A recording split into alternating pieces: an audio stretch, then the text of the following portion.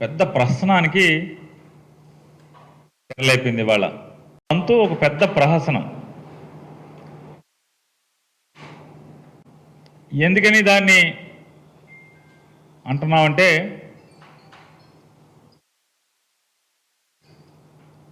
భారతీయ జనతా పార్టీకి ఆంధ్రప్రదేశ్ రాష్ట్రంలో ఒక ప్రత్యేకమైనటువంటి ఎజెండా, ఒక సిద్ధాంతం, ప్రజా సమస్యల పట్ల, ప్రజల అవసరాల పట్ల దృష్టి పెట్టేటువంటి ఆలోచన ఏమీ లేకుండా ఎక్కడి నుంచో పిలుపు వస్తుంది, ఇక్కడ సభ పెడతా ఉంటారు, దానికి ఒక పేరు తగిలిస్తారు, ఆగ్రహ సభ అంట. ఎవరి మీద ఆగ్రహంగా ఉన్నారు? అసలు ప్రజలు ఎవరి మీద ఆగ్రహంగా ఉన్నారు? ఇక్కడ ఇవాళ కనపడేది ఏంటంటే భారతీయ జనతా పార్టీలో కొత్తగా వైష్ణవ మతం పుచ్చుకున్నటువంటి వాళ్ళకి వైఎస్ఆర్ కాంగ్రెస్ పార్టీ మీద ప్లస్ ఈ రాష్ట్ర ప్రభుత్వం మీద ఆగ్రహంగా ఉన్నారు. అంటే బాగుండేది. దానికి ప్రజాగ్రహ సభ. ప్రజలకి ఎందుకు ఆగ్రహం? ఎవరి మీద ఉండాలి ఆగ్రహం? మీ మీద ఉండాలా, మా మీద ఉండాలా? ఎవరి మీద ఉంటుంది? ఈ రాష్ట్రంలో ప్రభుత్వం ఏర్పడిన 2.5 సంవత్సరాల్లో ప్రజలు తీవ్ర ఆగ్రహం వ్యక్తం చేస్తున్నారని చెప్పని మాట్లాడుతున్నారు ఆంధ్రప్రదేశ్ భారతీయ జనతా పార్టీ నాయకులు. ఆయన మాట్లాడతారు. వారందరూ కూడా జగన్ గారు సీఎం అయ్యాక బయట తిరగటం లేదని చెప్పి మాట్లాడతారు.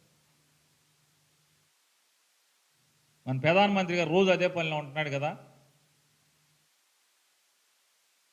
చెప్పండి. అసలు మన ప్రధానమంత్రి గారు రోడ్డు మీదకి రావాలంటే ఎలక్షన్లు రావాలి.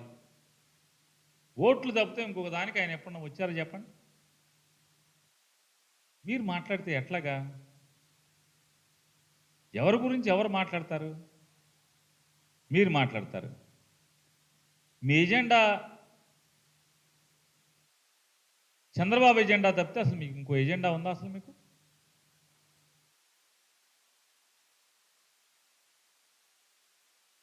భారతదేశంలో కొంతకాలం పాటు ఆయన భారతదేశంలో తప్పితే బయట ఎక్కువ కనపడేవాళ్ళు కదా.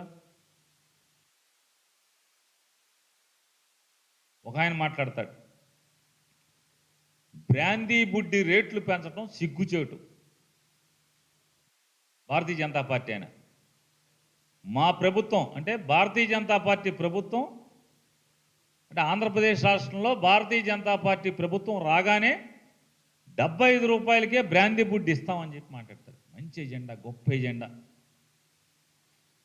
ఎంత ముచ్చటగా ఉందంటే ఏమాత్రం సిగ్గు కూడా పడకుండా, అసలు సిగ్గు పడకుండా ఎంత ఆనందంగా తన్మయంగా బ్రాందీ బుడ్డి రేట్లు పెంచేస్తున్నారు జగన్మోహన్ రెడ్డి గారు.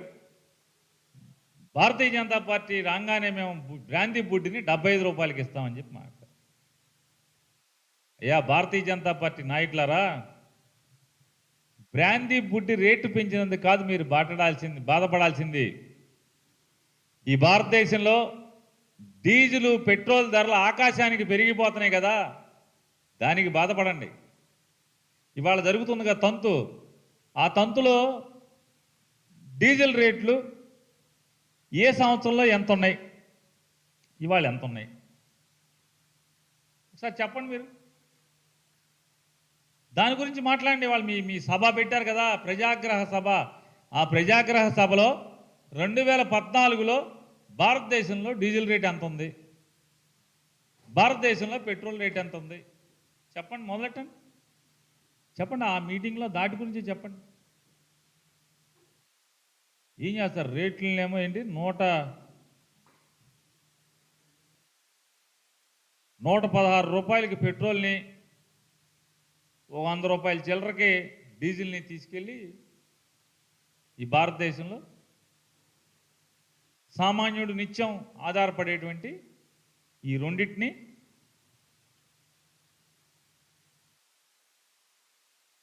దాన్ని పెంచుతూ పోతూ మీరు వాటి గురించి లేదు కానీ బ్రాందీ రేటు పెరిగిందని బాధపడిపోతున్నారు. మరి ఎందుకు బాధపడతాను నాకు అర్థం కావట్లేదు. అంటే పెట్రోల్ డీజిల్ మీరు వాడట్లేదా? ఎరువులు ఎంత రేటు పెరిగిపోయినాయి బాధపడ్డారు ఎప్పుడన్నా? ఈ భారతదేశంలో రైతులు ఎంతమంది ఉన్నారు? మరీ ప్రత్యేకించి ఆంధ్రప్రదేశ్ రాష్ట్రంలో రైతులు ఎంతమంది ఉన్నారు? ఎన్ని లక్షల మంది ఉన్నారు? ఎరువుల రేట్లు పెరుగుతున్నందుకు మీకు బాధ లేదా? చెప్పండి వాళ్ళ మీటింగ్లో. ఎరువుల రేట్లు పెరిగిపోయినాయని చెప్పని బాధపడండి. బ్రాందీ రేట్లు పెరిగిపోయినాయని, బ్రాందీ బుడ్డి రేటు పెరిగిందని మీకు బాధ. మరి ఎరువుల రేట్లు పెరిగినప్పుడు లేదా?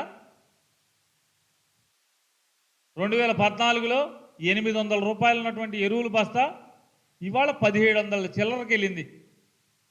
7 ఏళ్లలో డబల్ కన్నా ఎక్కువ చేశారు. ఎరువులు బస్తానా? ఇదేమన్నా రియల్ ఎస్టేట్ గజమా? అది దానికి బాధ లేదా మీకు? ఎరువులు బస్తా 800 నుంచి 1700 రూపాయలకి వెళ్ళింది ఇవాళ. మరి దానికి బాధపడండి.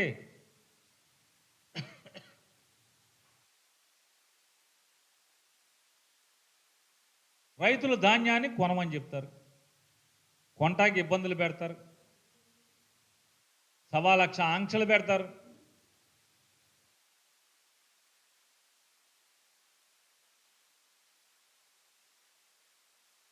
నిత్యావసర సరుకులు పెరిగిపోతున్నాయి కదా, దానికి బాధ లేదా?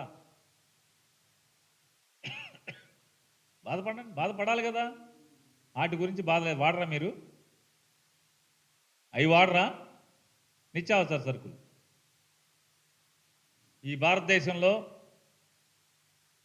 ఏ పంట ఎంత లభ్యత ఉంది, ఏ నిత్యావసర సరుకులు ప్రజలకు అవసరమైనటువంటి సరుకులు దేనికి ఎంత ఉంది, దేనికి కొరత ఉంది, ఇంపోర్ట్ ఎక్స్పోర్ట్ మేనేజ్మెంట్ అంతా కూడా మరి భారతదేశం చేసేది ఏంటి? భారతీయ కేంద్ర ప్రభుత్వం చేయాల్సిన బాధ్యత కాదా? సరుకుల రేట్లు నియంత్రణ, నిత్యావసర సరుకుల రేట్లు నియంత్రణలో ఉంటాకి ఇంపోర్ట్ ఎక్స్పోర్ట్ మేనేజ్మెంట్ చేయాల్సిన బాధ్యత చేయరా?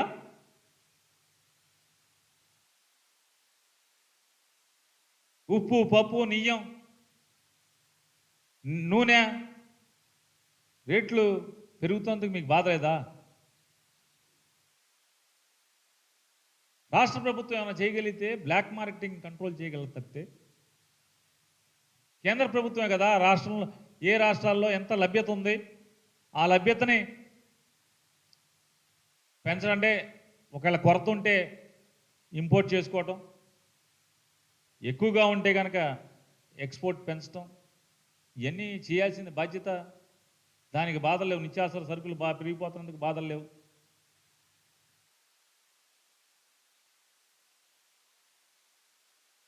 వైఎస్ఆర్ కాంగ్రెస్ పార్టీ అంటే రైతు ప్రభుత్వం అని ఈ రాష్ట్రంలో ఉన్నటువంటి ఏ రైతుని అడిగినా కూడా చెప్తాడు.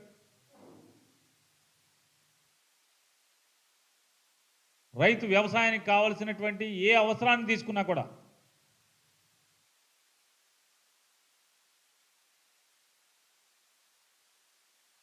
వ్యవసాయం మొదలుపెట్టే, సాగు మొదలుపెట్టే మొదటి రోజు నుంచి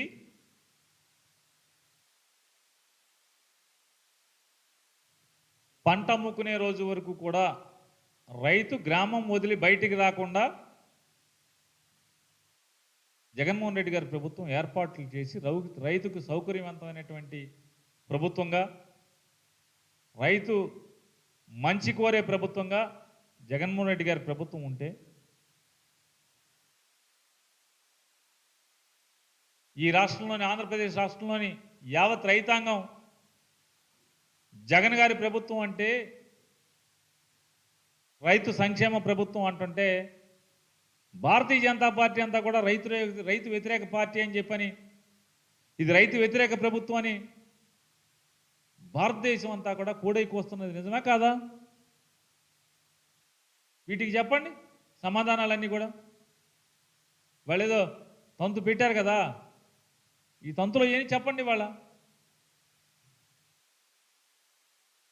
వ్యవసాయ చట్టాలు, రైతు వ్యతిరేక చట్టాలని తయారు చేసి అవి తీయండిరా బాబు మొర్రో అని చెప్పని రైతులు నెల రోడ్ల మీద రైతులు ఉద్యమాలు చేస్తుంటే ఉత్తరప్రదేశ్లోనో పంజాబ్లోనో మరో రాష్ట్రంలోనో ఎన్నికలు వస్తున్నాయంటే చట్టం వెనక్కి తీసామంటారు. మళ్ళీ ఇంకో మంత్రి అంటాడు తొందరలో ఆ చట్టం పెడుతున్నాం అంటాడు. ఈ రైతు వ్యతిరేక ఆలోచనలకి మీరు సమాధానం చెప్పండి. దానికి బాధ లేదా మీకు? ఈ తంతు ఏంటి, జరుగుతున్నదేంటి? ఓ పక్క ఆ చట్టాన్ని వెనక్కి తీసుకుంటామంటేనే మళ్ళీ తెస్తామని చెప్తున్నారుగా.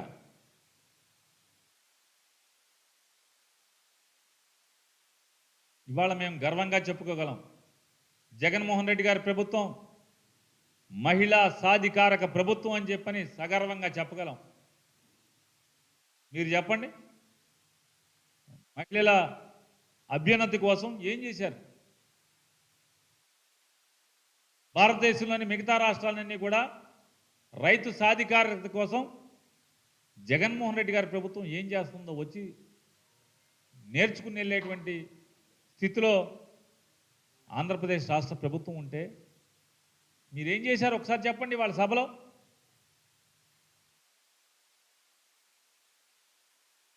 బాగా మేధావులందరూ కూడా చాలామంది భారతీయ జనతా పార్టీ వాళ్ళు మాట్లాడుతున్నారు. మేమంటే అప్పులు చేస్తున్నామని చెప్పని మాట్లాడుతున్నారు. మొన్నటిదాకా ఒక పార్టీలో ఉండి వాళ్ళు ఉండే పార్టీ వాళ్ళు కూడా మాట్లాడుతున్నారు. ఒక పార్టీలో గెలిచి ఒక పార్టీలోకి వెళ్ళిన వాళ్ళు కూడా మాట్లాడుతున్నారు. మేము అప్పులు చేస్తున్నామని చెప్పని, మాకెవరు అప్పులు ఇవ్వట్లేదని చెప్పని ఏం మాట్లాడుతున్నారు. భారతీయ జనతా పార్టీ ప్రభుత్వం మాత్రం అసలు అప్పులు ఇవ్వడం ఏం చేయట్లేదు. ప్రపంచం మొత్తానికి కూడా భారతదేశ ప్రభుత్వమే అప్పులు ఇస్తుంది. ఆ అప్పు కోసమే మొన్న పుతిన్ గారు సీక్రెట్గా వచ్చి వెళ్ళిపోయాడు అప్పు అడిగి. ఇదేగా మీరు చెప్పేది? ఇది చెబుదాం అనుకుంటున్నారా? ఏం చెప్దాం అనుకుంటున్నారు?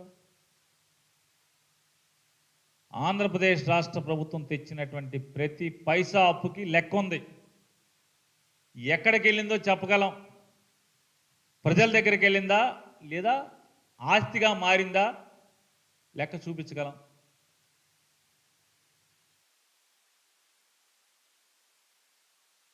ఆంధ్రప్రదేశ్ ప్రభుత్వం తెచ్చేటువంటి అప్పు జిఎస్డిపిలో, రాష్ట్ర జిఎస్డిపిలో 3% మించితే గోల గోల గోల గోల మాట్లాడుతున్నారు కదా మీరు. అది కూడా కేంద్ర ఆర్థిక శాఖ ఆర్బీఐ గైడ్లైన్స్కు లోబడి ఆంధ్రప్రదేశ్ రాష్ట్రం అప్పు చేస్తుంటే వాళ్ళ భారతదేశంలో అప్పు ఏంటో తెలుసా అండి? జీడిపిలో 21% పైబడి వాళ్ళ భారతదేశం అప్పున్న పరిస్థితి. దీనికి కారణం ఎవరు? తీసుకెళ్ళింది ఎవరు? ఎవరు చెప్పంటున్నాను. ఇవాళ భారతదేశం ఉన్నటువంటి అప్పు 1 కోటి, ఈ భారతదేశానికి ఉన్న అప్పు 1,35,86,975 కోట్లు. 2014లోకి ఉన్నటువంటి అప్పు 62,42,221 కోట్లు 2014కి. ఇవాళ ఈ 1,35,86,975 ఇవాళ ఉంటే 14లో 62 లక్షలు ఉంటే ఈ 7 ఏళ్లలో భారతీయ జనతా పార్టీ ప్రభుత్వం తెచ్చినటువంటి అప్పు 73,44,754 కోట్లు.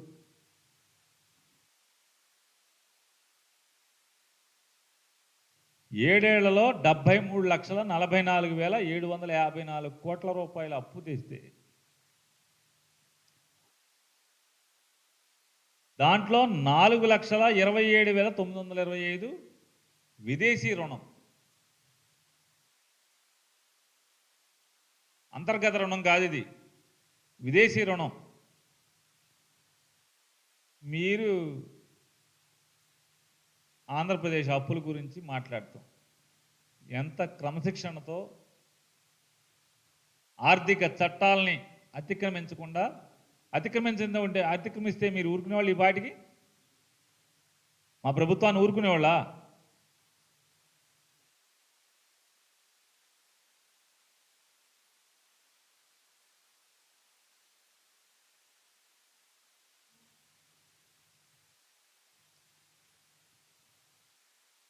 సాధారణంగా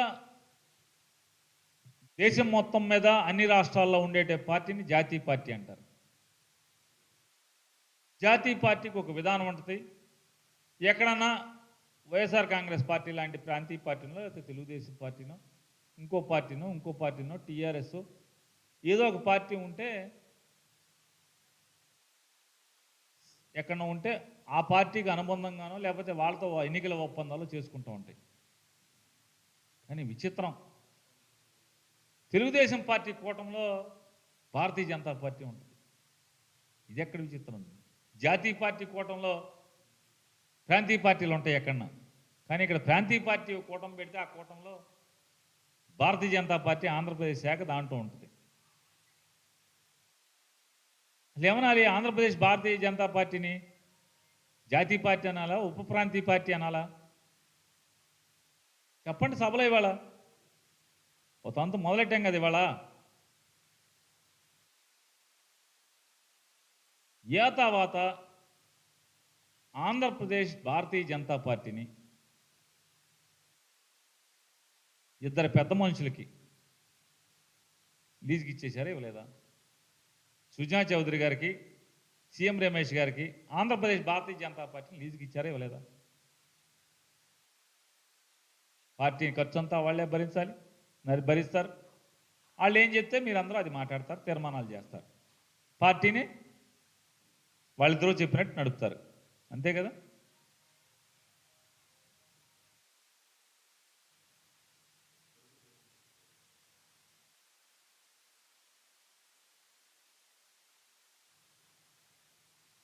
పైకి మాత్రం మాది జాతీయ పార్టీ అని మాట్లాడతారు, కానీ మీ పాలసీ ఎవరు డిసైడ్ చేస్తారు? మీ జాతీయ అధ్యక్షుడు డిసైడ్ చేయడు.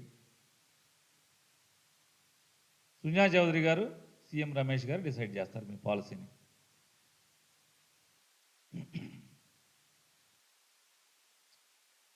ఏ స్థాయిలో వీళ్ళు డిసైడ్ చేయకపోతే సుజనా చౌదరి గారికి, సీఎం రమేష్ గారికి ఏపీలో బీజేపీని లీజు తీసుకున్నాం అనేటువంటి ఆత్మస్థైర్యం, మితిమీరినటువంటి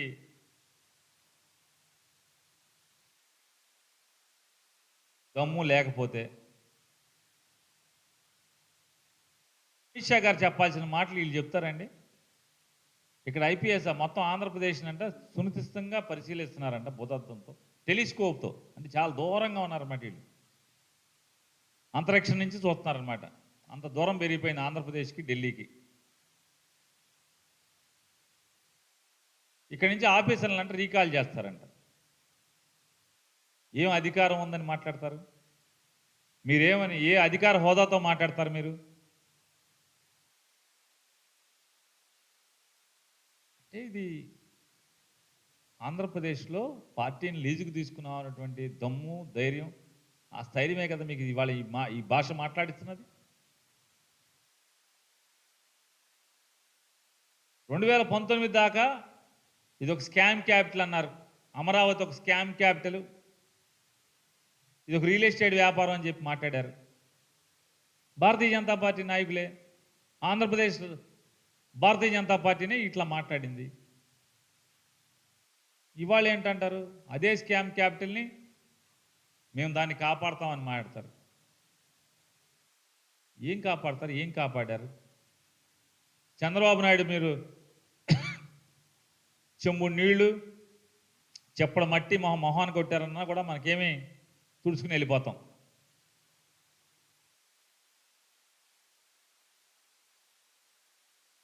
చెప్పండి, స్కామ్ క్యాపిటల్ ఎందుకన్నారో?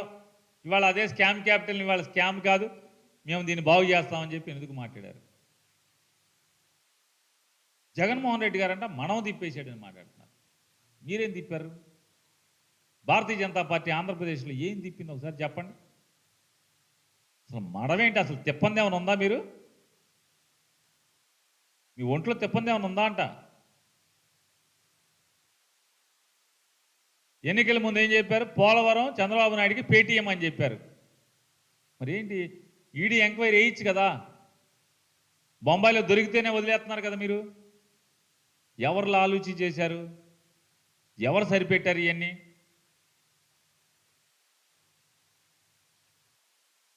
ఎందుకని మోడీ గారు చంద్రబాబు నాయుడికి పోలవరం అనే పేటీఎం అని చెప్పారు కదా. మరి ఎందుకు ఆ పేటీఎం మీద మీరు ఎందుకని కామ్గా ఉంటున్నారు? ఎందుకని మాట్లాడతలేదు? అదొక పెద్ద ఏటీఎం అన్నారు కదా ఆయనకి. మరి ఏటీఎం మీద ఎంక్వైరీ చేయాలి కదా.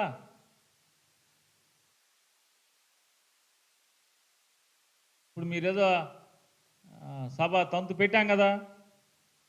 విభజన హామీలు ఏం అమలు చేశారు? ఎంతవరకు అమలు చేశారు? ఏమైంది? ఆయన అంటాడు ఒక ఆయన, పోలవరం డ్యామ్ మేమే కడుతున్నాం అని చెప్పాను. ఏం కడుతున్నారు? పోలవరం డ్యాము ఆంధ్రప్రదేశ్ ప్రభుత్వం నిర్మాణం చేస్తుంటే దానికి అయ్యే ఖర్చు భరిస్తామని చెప్తున్నారు. డబ్బులు ఆరగారగా అప్పుడప్పుడు ఏడిపించి ఇస్తున్నారు. సరే, మరి డ్యామ్ కట్టాక గేట్లు మూసి నీళ్లు పెట్టాలంటే ఆ ముడిగే ఊళ్ళకి జనాలకి డబ్బులు ఇవ్వరా? అవి ఇమ్మని మాట్లాడండి. వాళ్ళ తంతు పెట్టాం కదా, ఆ తంతులో పోలవరం ప్రాజెక్టులో R&R ప్యాకేజీకి డబ్బులు ఇవ్వాలని గట్టిగా మాట్లాడండి. చేతొచ్చా చేతరాదా? మాట్లాడగలరా? మాట్లాడలేరా? చూద్దాం, మధ్యాహ్నం చూస్తాం. మాట్లాడతారా? మాట్లాడరు. డ్యామ్ కడితే కాదు కదా, డ్యాంలో నీళ్ళు నిలవాలంటే గేట్లు ముయ్యాలి కదా. గేట్లు మూస్తే ఆ నీళ్లు మునిగిపోతే ఆ ఊళ్ళకి ప్రజలకి మరి డబ్బులు మరి ఎవరిస్తారు? మీరే ఇవ్వాలి కదా. విభజన చట్టంలో హామీ కదా, అది జాతీయ ప్రాజెక్ట్ కదా. దానికోసం మీరు గొంతెత్తరా? మాట్లాడరా? బ్రాందీ బుడ్డి కోసమే మాట్లాడతారా? బ్రాందీ బుడ్డి రేటు తగ్గించండి జగన్మోహన్ రెడ్డి గారు. బ్రాందీ బుడ్డి మీద ఉన్నటువంటి మమకారం ఈ ఆంధ్రప్రదేశ్ రాష్ట్రంలో ఉన్నటువంటి పోలవరం ప్రాజెక్టులో R&R ప్యాకేజీ మీద చూపిస్తే ఒక్క 5 పైసల వంతైనా తీసుకురండి. ఢిల్లీ వెళ్ళి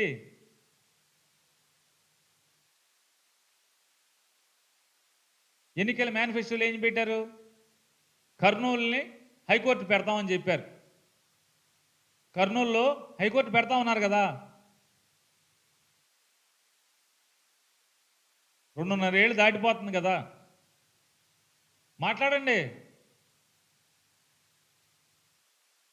ఏదో ఆగ్రహం, ఎవరికో ఆగ్రహం అన్నారు కదా. ప్రజలకు కాదు అది, మీలో ఎవరికో ఆగ్రహం.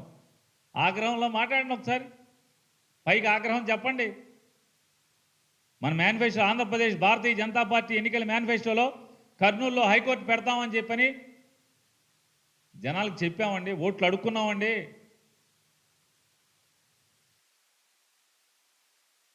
అక్కడ పెట్టండి అని చెప్పాలి కదా. మాట్లాడండి, చూస్తాం మధ్యాహ్నం మాట్లాడతారో లేదో. హైకోర్టుని కర్నూలులో పెట్టమని ప్రధానమంత్రి గారిని, అమిత్ షా గారిని అడుగుతారో లేదో చూస్తాం మేము కూడా. వాళ్ళు ఇది తెలుగుదేశం అంటే నరనరాన జీర్ణించుకున్నటువంటి ఆంధ్రప్రదేశ్ భారతీయ జనతా పార్టీని లీజుకు తీసుకున్నటువంటి ఇద్దరు రాజకీయ నాయకుల ప్రేరేపిత తెలుగుదేశం పార్టీ భావజాలటువంటి వ్యక్తపరిచేటువంటి సభ తప్పితే మరొకటి కాదు ఇది. ఆఖరికి జనం రాకపోయినా తగ్గితే పంపించే బాధ్యత కూడా చంద్రబాబు తీసుకున్న పరిస్థితి వాళ్ళు ఉంది. ఇవాళ ఆంధ్రప్రదేశ్లో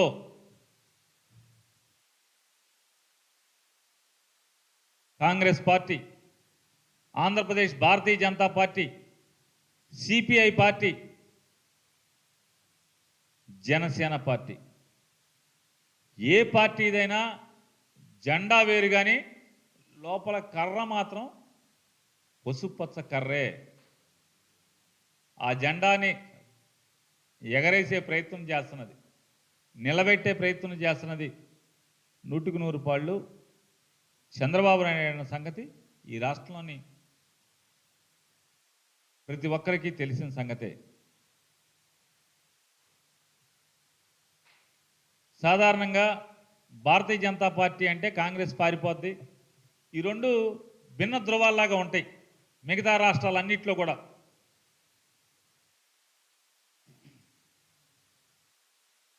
సౌత్ పోల్ నార్త్ పోల్ లాగా అనమాట. అసలు రెండు మీరు ఎంతన్నా తీసుకురండి, రెండు అసలు దగ్గరికి రానేరావు. కానీ ఆంధ్రప్రదేశ్లో మాత్రం అందరూ వాటేసేసుకుంటున్నారు. మన తిరుపతిలో చూసాం మన కళ్ళతో మనం. BJP, communist party, Congress party, Janasena party అందరూ ఆలింగనం చేసుకుంటున్నారు.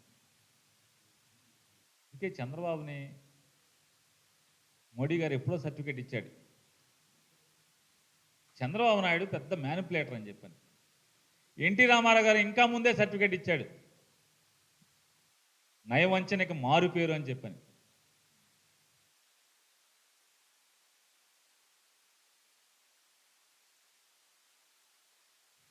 వీళ్ళెవరు కూడా బ్రాంతి బుడ్డి రేట్లు పెరిగిపోతున్నాయని భారతీయ జనతా పార్టీ వాళ్ళు బాధపడిపోతున్నారే కానీ ఆంధ్రప్రదేశ్ రాష్ట్రంలో విద్య అందని ద్రాక్షగా మారిపోతుంది. ప్రైవేటీకరణ, ప్రైవేట్లో స్కూల్ ఫీజులు లక్షల్లోకి వెళ్ళిపోయినాయి. ఇంటర్మీడియట్ కాలేజీ ఫీజులు లక్షల్లోకి వెళ్ళిపోయినాయి.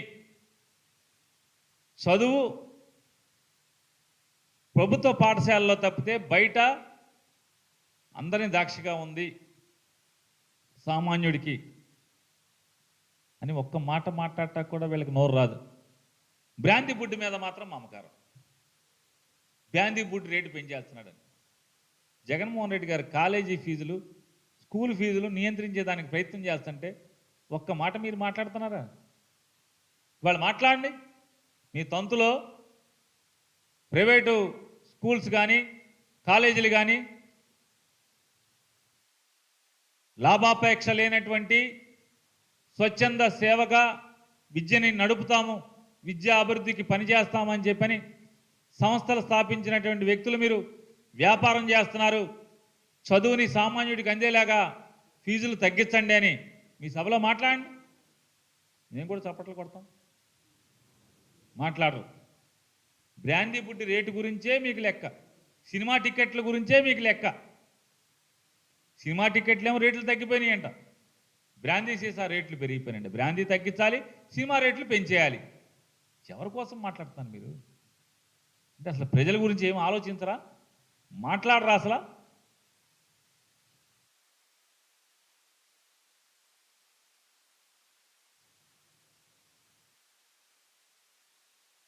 జగన్మోహన్ రెడ్డి గారి ప్రభుత్వం ఇంగ్లీష్ మీడియం నేర్పాలి అని ఒక పాలసీ తీసుకుంటే చంద్రబాబు నాయుడు ఏది మాట్లాడితే వీళ్ళు అదే మాట్లాడతారు. ఓటీఎస్, పేదవాళ్ళకి మేలు జరిగేటువంటి, ఆత్మస్థైర్యాన్ని ఇచ్చేటువంటి ఓటీఎస్ స్కీమ్ అంటే పేదవాళ్ళకి పాత ప్రభుత్వాలు ఇచ్చినటువంటి ప్రభుత్వ స్థలంలో ఇల్లు నిర్మాణం చేసుకుని ప్రభుత్వం ఇచ్చినటువంటి లోను ద్వారా ఇల్లు నిర్మాణం చేసుకుంటే దాన్ని 5,000కి, 10,000కి, 15,000కి, 20,000కి ఆ ఊరిని బట్టి వన్ టైం సెటిల్మెంట్ చేసి రిజిస్ట్రేషన్ ఫీజు లేకుండా ఉచితంగా వారికి రిజిస్ట్రేషన్ చేసిస్తే చంద్రబాబు నాయుడు ఏది మాట్లాడితే వీళ్ళు ఏది మాట్లాడతారు. మనకేం పాలసీ ఉండదా అసలు? మనకు ఒక స్టాండు, ఇది ప్రజలకు అవసరమా, ప్రజలకు అవసరం లేదా, పేదవాళ్ళకి అవసరమా లేదా అనేది ఒక స్టాండ్ అంటూ మనకేముండదా? చంద్రబాబు నాయుడు ఏది చెప్తే అదేనా మాట్లాడతాం. ఆంధ్రప్రదేశ్ రాష్ట్ర రాజకీయాల్లో చంద్రబాబు నాయుడు రావణాసురుడు లాంటివాడైతే, ఆంధ్రప్రదేశ్ రాష్ట్ర రాజకీయాల్లో చంద్రబాబు నాయుడు రావణాసురుడు లాంటివాడైతే ఆయనకున్న తలల్లో ఈ తలలే ఒక బీజేపీ ఒక తల అయితే, సిపిఐ పార్టీ ఒక తల అయితే, జనసేన ఒక తల అయితే, కాంగ్రెస్ పార్టీ ఒక తల అయితే ఇలా మిగతా వాటిని కూడా పేర్చుకుంటూ వెళ్ళేటువంటి దుర్మార్గమైనటువంటి ఆలోచనలు ఉన్నటువంటి వ్యక్తి చంద్రబాబు నాయుడు గారు. రావణాసురుడు లాంటి రాజకీయ రావణాసురుడు లాంటి చంద్రబాబుకు ఉన్నటువంటి తలల్లో ఆంధ్రప్రదేశ్ భారతీయ జనతా పార్టీ కూడా ఒక తలే.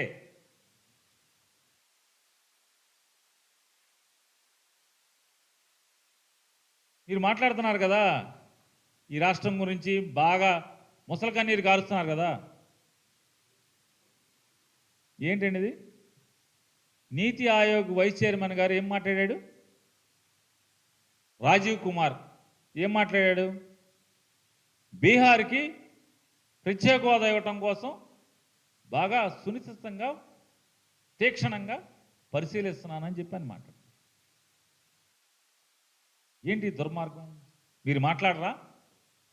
మీకు నోరు రాదా? ఆంధ్రప్రదేశ్కి విభజన చట్టంలో ఉంది, ఆ చట్టాన్ని అమలు చేయండి. వెంకయ్యనాయుడు గారు అడిగారు, రాజ్యసభలో పోటాడాడు, మన్మోహన్ సింగ్ని గుంజీలు తీయించాడని మనం మాట్లాడాము. ఇక్కడ సన్మానాలు చేశాం వెంకయ్యనాయుడు గారికి భారతీయ జనతా పార్టీ తరఫున. 5 ఏళ్ళు కాదు 10 ఏళ్ళు ఇవ్వండి అని చెప్పి ఆయన మాట్లాడాడు. మోడీ గారు తిరుపతిలో వెంకన్న స్వామి పాదాల సాక్షిగా పాట పాడాడు. 5 కావాలా, 6 కావాలా, 7 కావాలా, 10 కావాలా అని. ఏమైంది ఈ పాట? మనకేమో మొండి చెయ్యి ఆంధ్రప్రదేశ్కి, బీహార్కేమో పరిశీలిస్తామని మాట్లాడతారు. నీతి ఆయోగ్ ఒక పక్కనేమో ప్రత్యేక హోదా ఇచ్చే, నీతి ఆయోగ్ రాగానే ప్రత్యేక హోదా మాయమైపోయింది అన్నారు. మరి ఇవాళ ఆయన రాజీవ్ కుమార్ గారు ఎందుకు మాట్లాడాడు? ఎవరు మాట్లాడించారు? భారతీయ జనతా పార్టీ కాదా మాట్లాడించింది? ఈ అసలు ఒక్కరోజు ఆంధ్ర రాష్ట్రం గురించి ఏమన్నా మాట్లాడారా మీరు? ఎన్ని డ్రామాలు, మీ డ్రామాలు చూడలేక సస్తున్నారు ఆంధ్రప్రదేశ్ రాష్ట్ర ప్రజలు.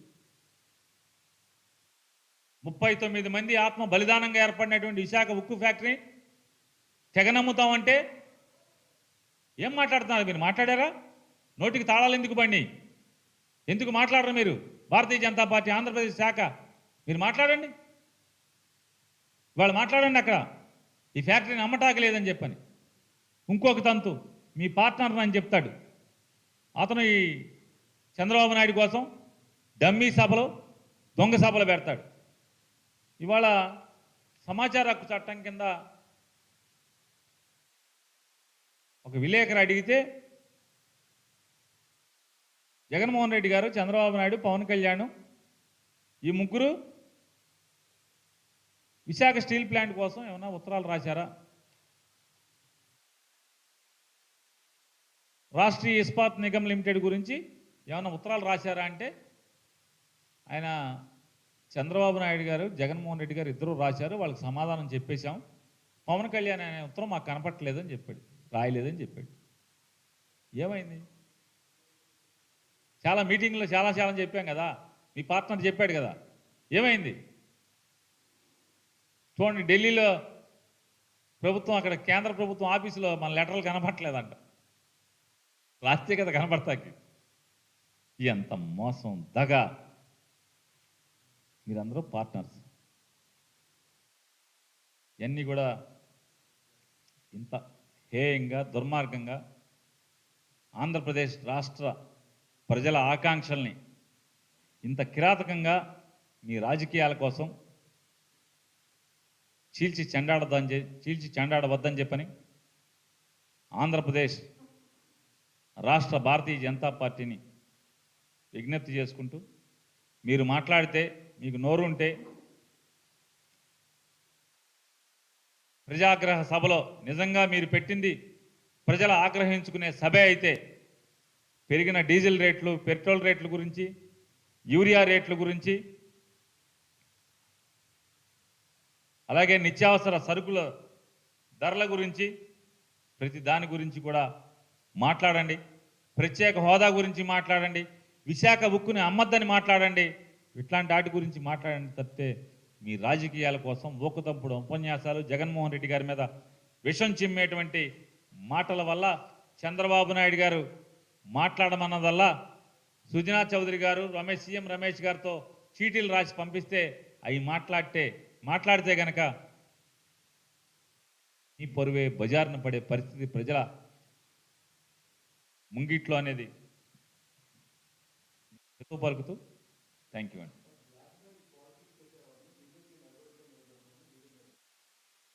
చంద్రబాబు నాయుడు గారిని ఏంటి వదిలేశారట్టగా? భారతీయ జనతా పార్టీ బ్లాక్మెయిల్ రాజకీయాలు నడిపేవాళ్ళు నది రోడ్డు మీద ఉంచోబెట్టే లెక్కైతే చంద్రబాబు నాయుడు గారిని ఎందుకు వదిలేశారు?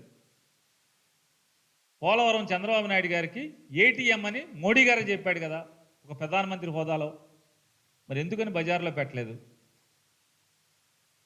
బ్లాక్మెయిల్ రాయనే కదా 4 ఏళ్ళు భారతీయ జనతా పార్టీతో అంటకాగి కేంద్రంలో అధికారాన్ని అనుభవించి ఎన్నికల దగ్గర పడుతున్నప్పుడు బ్లాక్మెయిల్ చేసింది ఎవరు? మరి ఆ బ్లాక్మెయిల్ చేసిన వాళ్ళని ఏం చేశారు మీరు?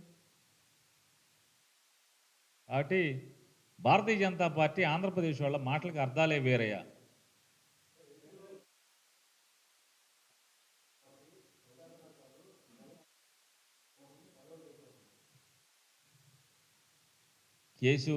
పయ్యావుల కేశవ్ గారికి మనసు నిండా తెలుసు. ఆయన మనసు ఒకటి, మాట ఒకటి. ఆయన మనసులో ఉన్నది తెలుసు.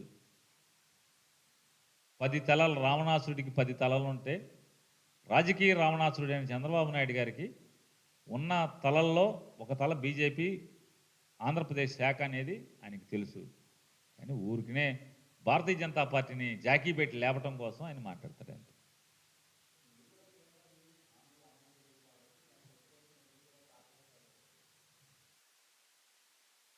జగన్మోహన్ రెడ్డి గారి ప్రభుత్వం, వైఎస్ఆర్ కాంగ్రెస్ పార్టీ మాకంటూ ఒక పందా ఉంది. ఖచ్చితంగా ఎక్కడ ఏ ఫారంలో మేము మా నిరసన తెలియజేయాలో అక్కడ తెలియజేస్తానన్నాం. పార్లమెంట్ వేదికగా అనేక మార్లు అది విశాఖ ఉక్కు గురించి కానీ, ప్రత్యేక హోదా గురించి కానీ, ఆంధ్రప్రదేశ్ రాష్ట్ర అవసరాల గురించి కానీ మా పార్లమెంట్ సభ్యులు ప్రతి ఒక్కరు కూడా గళమెత్తి మా నిరసన తెలియజేస్తూనే ఉన్నాం.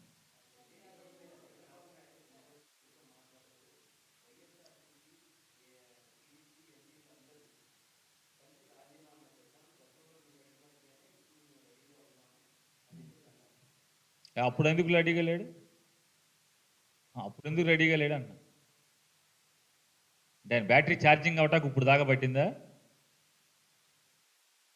కానీ 2018 నుంచి ఇప్పుడు దాకా ఇప్పుడు ఎక్కితే కానీ ఛార్జ్ అవ్వలేదా? అప్పుడు ఎందుకు రెడీగా లేడంట? ఎవరెడీ బ్యాటరీ అంటున్నారంటే వచ్చే అడ్వర్టైజ్మెంట్లు చెబుతాడుగా ఎవరెడీ బ్యాటరీ. ఇవాళ ఎందుకు ఎవరెడీ అయింది? 2018లో ఏం ఛార్జింగ్ దిగిపోయిందా?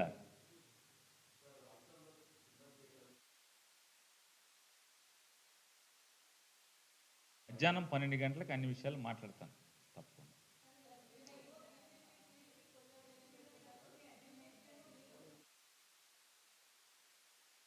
బీజేపీ, టీడీపీ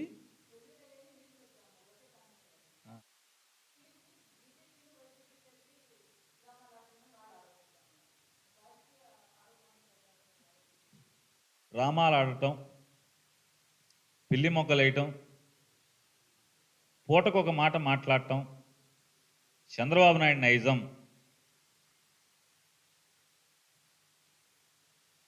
గడచిన 2.5 సంవత్సరాలుగా తెలుగుదేశం పార్టీ నాయకుల చంద్రబాబు నాయుడు గారి యొక్క స్టేట్మెంట్లు మీరు చూడండి, రాజకీయ ప్రసంగాలు చూడండి, మక్కీగా భారతీయ జనతా పార్టీ నాయకులు ఉన్నాయా లేవా మీరు ఒకసారి చూడండి.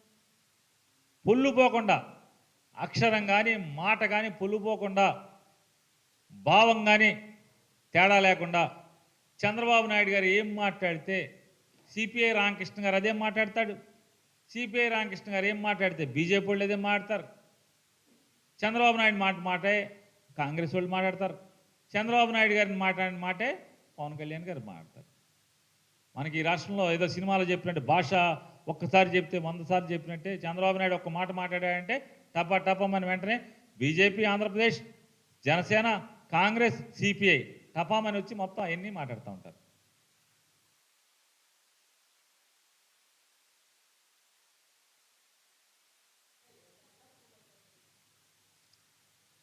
అంటే విపక్షాలన్నీ ఒకే గళం ఉండాల్సినప్పుడు 2019 ఎన్నికలకు ముందు అమరావతి గురించి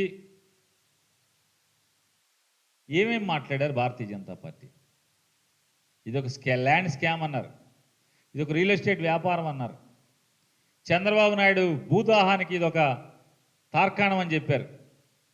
ఇది సామాన్యుల రాజధాని కాదని చెప్పారు. భారతీయ జనతా పార్టీకి ప్రజలు అవకాశం ఇస్తే కర్నూలులో మేము హైకోర్టు పెడతామని చెప్పారు. ఇవాళ ఏం మాట్లాడుతున్నారు చెప్పండి, అర్థం ఉండాలి కదా, ఒకే మాట ఉండాలి కదా. పవన్ కళ్యాణ్ గారు ఎన్నికల ముందు ఏం మాట్లాడారు, ఇదే రాజధాని గురించి ఏం మాట్లాడారు. అమరావతి ఇది అందరి రాజధాని కాదండి, అది కొందరు రాజధాని, రాయలసీమలోనే రాజధాని పెట్టాలి లేదా విశాఖపట్నంలో రాజధాని పెట్టాలి అని చెప్పి ఆయనే మాట్లాడారు. ఇవాళ ఏం మాట్లాడుతున్నారు, ఎందుకు మాట్లాడుతున్నారు?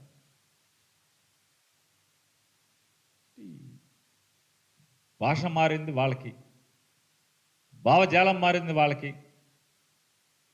ఎత్తుగళ్ళు మారినవి వాళ్ళని. జగన్మోహన్ రెడ్డి గారి ప్రభుత్వం ఎప్పుడు ఒకే రకంగా ఉంది.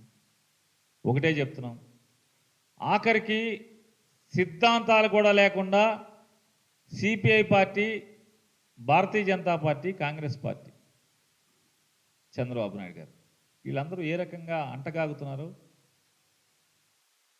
ఒకే మాట మీద కలిసి తిరుగుతున్నారు చూస్తున్నాం మనం. అయితే ఎవరిది ఏంటి అనేది మీ విజ్ఞతకే వదిలేస్తున్నాం.